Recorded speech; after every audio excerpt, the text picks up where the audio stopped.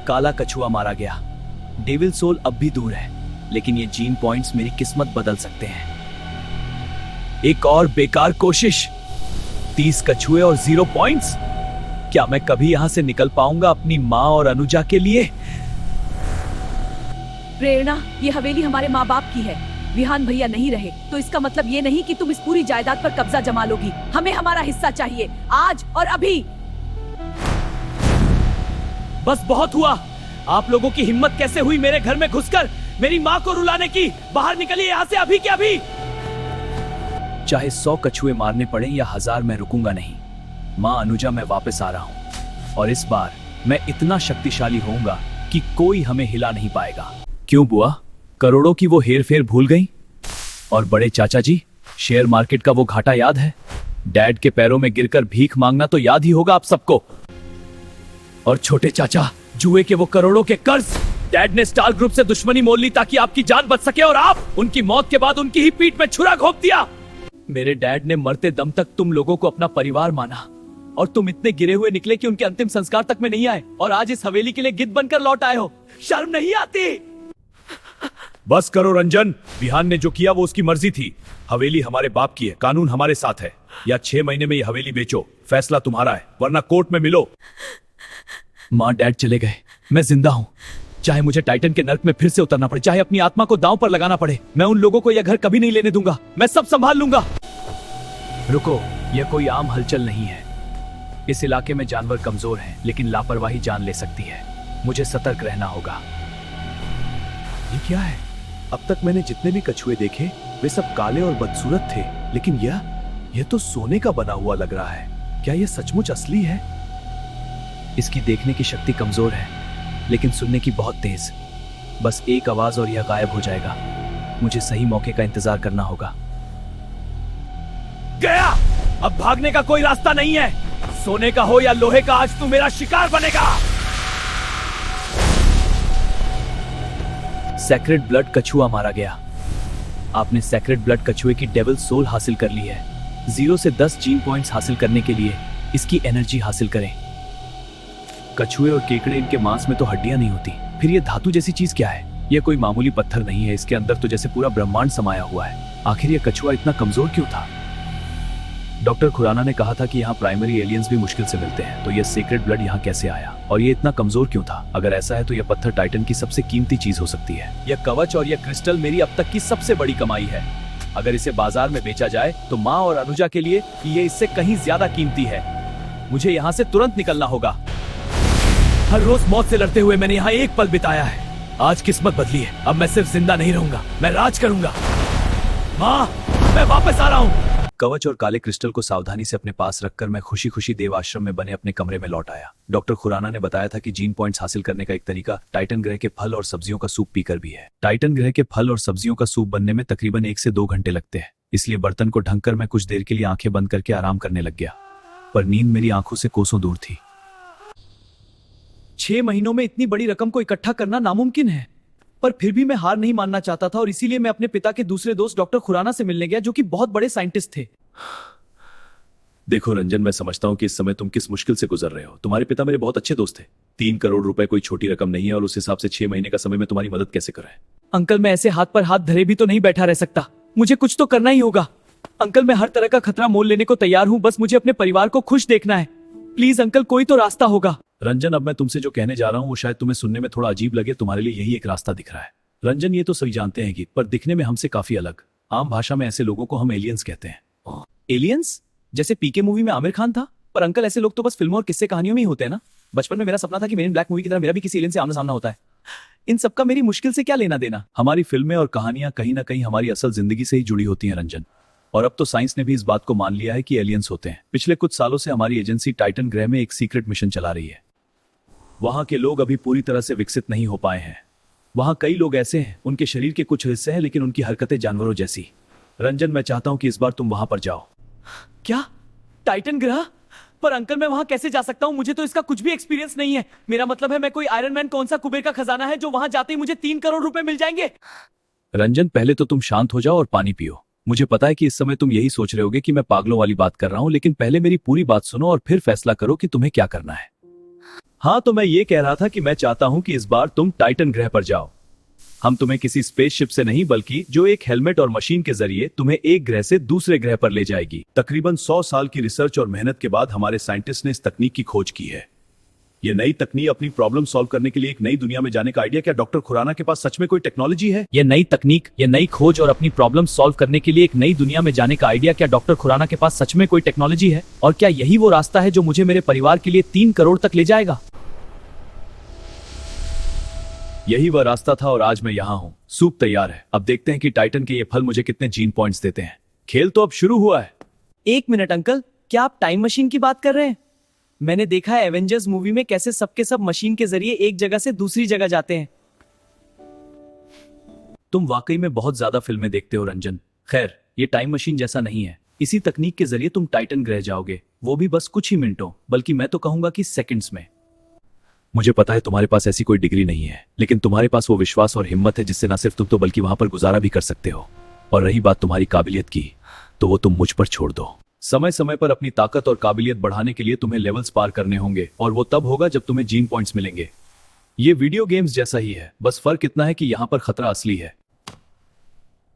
Titan पर science और technology बेअसर है। वहां कोई भी मशीन काम नहीं करेगी। वहां मशीन गन से ज्यादा एक स्टील का खंजर तुम्हारे लिए फायदेमंद रहेगा। मिसाइल्स भी वहां किसी काम के नहीं होंगे। टाइटन पर सब कुछ प्राचीन दौर जैसा है। वहां गुजारा करने के लिए तुम्हें लकड़ी के चूल्हे पर खाना बनाना होगा और प्राचीन मार्शल आर्ट्स का इस्तेमाल करना होगा। इसीलिए मैंने तुम्हें इस मिशन के लिए चुना है।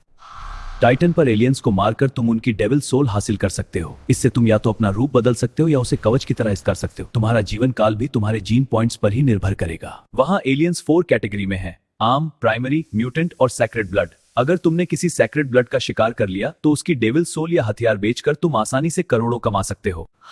वहां और भी ताकतवर लोग होंगे। याद रखना, यह एक सीक्रेट मिशन है। अगर तुम्हें कुछ हो गया तो एजेंसी की कोई जिम्मेदारी नहीं होगी। अब फैसला तुम्हारा है। अंकल, मैं टाइटन ग्रह के इस सीक्रेट मिशन पर जाऊंगा। टाइटन जाऊंगा तो शायद मर जाऊंगा, लेकिन अगर नहीं गया तो अपने परिवार को बेघर देखकर पल पल मरूंगा। बस एक ही रिक्वेस्ट है अंकल, अगर मुझे कुछ हो जाए तो मेरी फैमिली का ध्यान रखिएगा। टाइटन पर जो भी होगा उसके लिए मैं तैयार हूं। तुम चिंता मत करो बेटा, मैं सब संभाल लूंगा। 4 महीने की वो ट्रेनिंग और आज मैं यहाँ हूँ। टाइटन पर जान का खतरा हर कदम पर है, पर अब पीछे मुड़ने का कोई रास्ता नहीं है। खेल तो अब शुरू हुआ है। समय हाथ से निकल रहा है। 6 महीने का वक्त खत्म होने वाला है और मेरे पास अभी तक 3 करोड़ नहीं है। अगर ऐसा ही रहा तो रिश्तेदार घर छीन लेंगे और मेरा यहाँ टाइटन पर आने का कोई फायदा नहीं होगा। मुझे कुछ बड़ा करना होगा। आखिर ये किस तरह का पत्थर है? इसी ने उस आम कछुए को इतना खास बना दिया था। और ये हरी बिल्ली अब तक जिंदा कैसे है? क्या ये काला क्रिस्टल इसे वापस जान दे सकता है? इस काले क्रिस्टल में कुछ तो खास बात है। मरने की कगार पर खड़ी ये बिल्ली, इसमें अचानक इतनी जान कहां से आ गई? ये मुझ पर ही हमला कर रही है। दांत और नल्ला, ये तो म्यूटेंट जैसा दिखता है। मेरा शक सही था, ये पत्थर वाकई जादुई है। प्राइमरी ग्रीन कैट मारी गई। आपने कोई डेविल सोल हासिल नहीं करी है। 0 से 10 जीन पॉइंट्स हासिल करने के लिए इसकी एनर्जी हासिल करें। कुछ देर बाद जब उसकी खुशी थोड़ी कम होती है तब वो उस काले क्रिस्टल को बाहर निकालता है और उसे चूम लेता है। रंजन सोचता है कि अगर ये हरी बिल्ली भी डेवलपमेंट जारी रखती, यह ख्याल ही उसे किसी सपने जैसा लग रहा था। खुद को विश्वास दिलाने के लिए रंजन ने एक बार फिर से अपने आप को चुटकी काटी। तेज दर्द के एहसास ने उसे यकीन दिला दिया कि यह सपना नहीं है। सुप अपडेट, 1 सैक्रेड जीन पॉइंट प्राप्त हुआ। तभी उसे याद आता है डेविल सोल। अचानक हवा में एक सुनहरी परछाई उभरती है और रंजन का शरीर एक शक्तिशाली सुनहरे कवच से ढक जाता है। यह कवच बहुत ही ज्यादा ताकतवर और हल्का था। इसकी बारीक नक्काशी और सुनहरी चमक के साथ रंजन खुद को अपने पसंदीदा सुपर हीरो आयरन मैन जैसा महसूस कर रहा था। उस रात रंजन को 3 महीनों में पहली बार एक सुकून भरी नींद आई। कल तक जो सुनहरे कछुए का कवच था और वह रहस्यमयी काला क्रिस्टल भी जिसने उसकी पूरी दुनिया बदल दी थी। रंजन ने फैसला किया कि वो इस बिल्ली की एनर्जी खुद नहीं लेगा बल्कि इसे बेच देगा। अब जब उसके पास सैक्रेड ब्लड का कवच है और वह क्रिस्टल ही उसकी जीत की चाबी थी। कमरे से बाहर निकलते ही लोगों के ठहाकों ने उसका स्वागत किया। सब उसे ऐसे देख रहे थे जैसे वो कोई भूत हो। यहाँ रंजन को साथी मिलना तो दूर, लोग उससे कोसों दूर भागते थे। वजह थी 3 महीने पहले का वो हादसा जब रंजन ने एक सफेद लोमड़ी को एलियन समझकर उस पर पीछे से वार कर दिया था। वह रंजन की सबसे बड़ी और शर्मनाक गलती थी। उन पर ध्यान दिए बिना रंजन अपनी मंजिल की ओर निकल पड़ा। प्राइमरी एलियंस आश्रम से 10 किलोमीटर दूर थे। जहां अब रंजन को जाने का डर नहीं था। पिछली बार वो इसी रास्ते पर एक तांबे के दांत वाले गैंडे से भिड़कर घायल हो गया था, जो सबसे कमजोर एलियन था। पर इस बार रंजन ने फुर्तीले टिड्डे का शिकार करने का फैसला किया।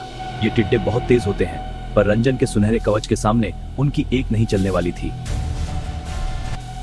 ये टिड्डे बहुत तेज होते हैं और इनके आरी जैसे पैर इंसान को अपाहिज कर सकते हैं, पर रंजन जानता था कि उसके सुनहरे कवच के सामने इनकी एक नहीं चलेगी। रंजन सावधानी से आगे बढ़ ही रहा था कि तभी उसे घास में करीब 1 फुट लंबी हरे रंग की कोई चीज चिपकी नजर आई।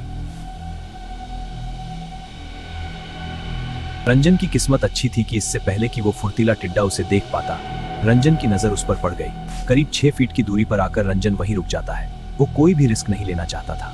रंजन ने उस फुर्तीले टिड्डे की स्पीड को नजरअंदाज कर दिया था। टिड्डे के पैर उसके माथे पर लगे। प्राइमरी फुर्तीला टिड्डा मारा गया, कोई डेविल सोल नहीं मिली। 0 से 10 जीन पॉइंट्स के लिए एनर्जी हासिल करें। ये कवच वाकई में कमाल का है। जब तक ये मेरे साथ है, मैं जिसे चाहूं उसे मार सकता हूं।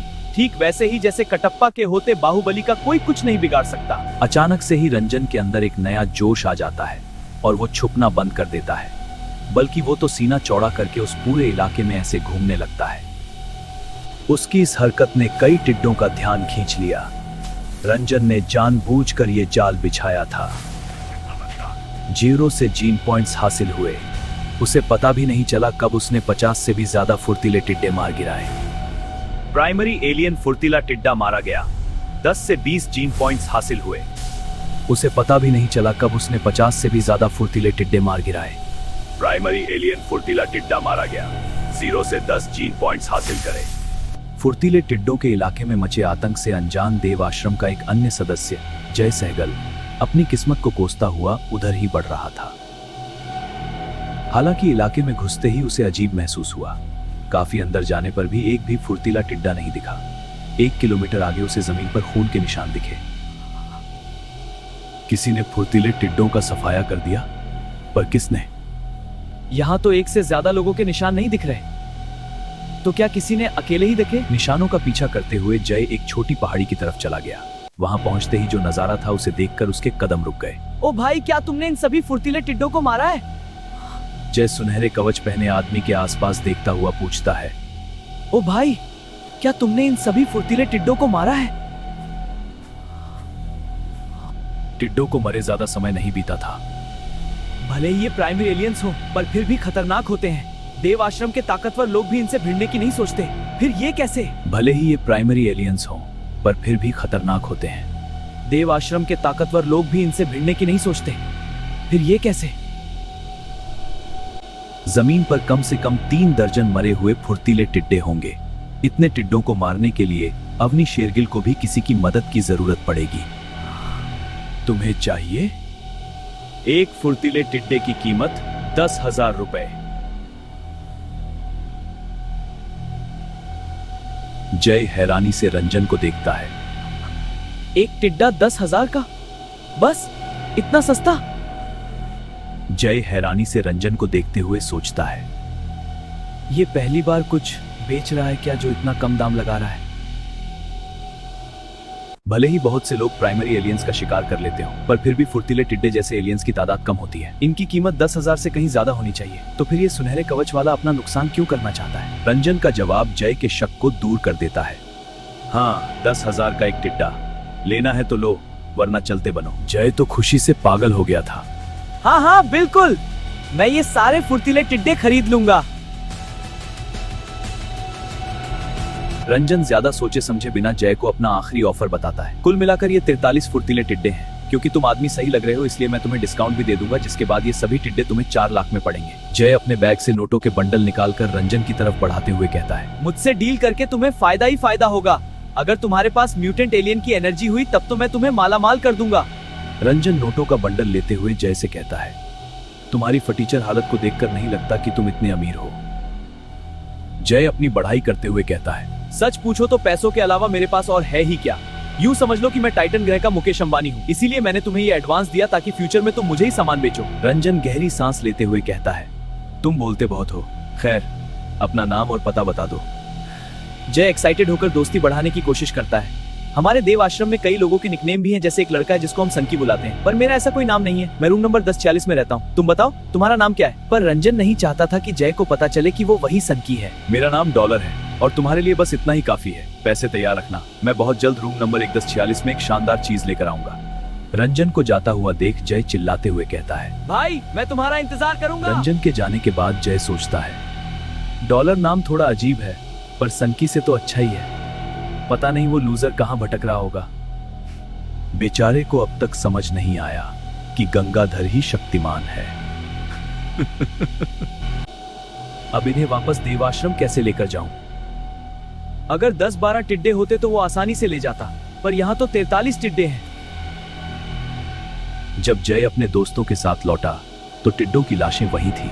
जय, क्या सच में उस डॉलर ने अकेले इन सबको मारा है?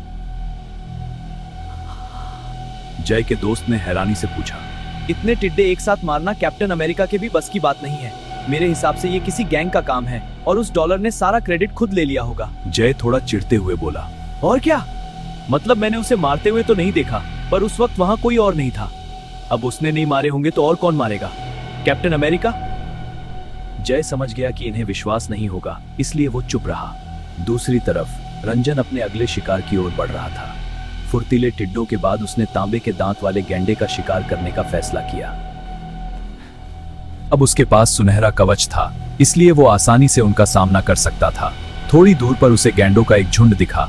रंजन पेड़ के पीछे छुपकर सही मौके का इंतजार करने लगा। जैसे ही झुंड से 2 गैंडे अलग हुए, रंजन ने सुनहरे कवच की मदद से उन्हें मौत की नींद सुला दिया। प्राइमरी एलियन तांबे के दांत वाले गैंडे की डेविल सोल हासिल हो गई है। यह सुनकर रंजन की आंखें फटी की फटी रह गईं।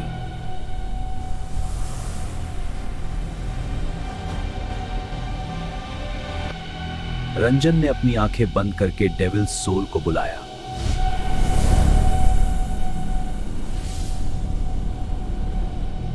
रंजन ने अपनी आंखें बंद करके डेविल सोल को बुलाया। देखते ही देखते एक तांबे की कांटेदार परछाई आधे चंद्रमा के आकार वाले भाले के रूप में रंजन के हाथों में आ गई। प्राइमरी तांबे के दांत वाले गैंडे की डेविल सोल की कैटेगरी हथियार। शरीर पर सुनहरा कवच और हाथ में आधा चंद्रमा जैसा भाला लिए रंजन को ऐसा महसूस हो रहा था जैसे वो प्राचीन समय का कोई योद्धा हो। कुछ देर अभ्यास करने के बाद उसने हथियार वापस रख लिया और एक जिंदा प्राइमरी गैंडे को अधमरा करके अपनी कैद में ले लिया। रास्ते में एक सुनसान जगह देखकर रंजन ने कवच हटाया और असली रूप में आकर गैंडे को कंधे पर लादकर देव आश्रम की ओर बढ़ा। पर गेट पर ही उसका सामना उस गैंग से हो गया जो उसे कांटे की तरह चुभता था। इस गैंग का लीडर ग्रैंड मास्टर के नाम से जाना जाता था। अगले ही पल एक चट की आवाज गूंजी। ग्रैंड मास्टर ने अपने कोड़े से रंजन के कंधे पर जोरदार वार किया, जिससे कंधे पर बंधा गैंडा नीचे गिर गया। ग्रैंड मास्टर अवनी शेरगिल को पसंद करता था, इसलिए संकी द्वारा अवनी पर किए गए वार की वजह से वो रंजन को अपना दुश्मन मानता था। किसकी इतनी हिम्मत हुई कि उसने तुम्हारे जैसे 2 कौड़ी के आदमी को ये प्राइमरी एलियन बेचा? रंजन ने उसकी आंखों में आंखें डालकर कहा, मैंने खुद इसका शिकार किया है।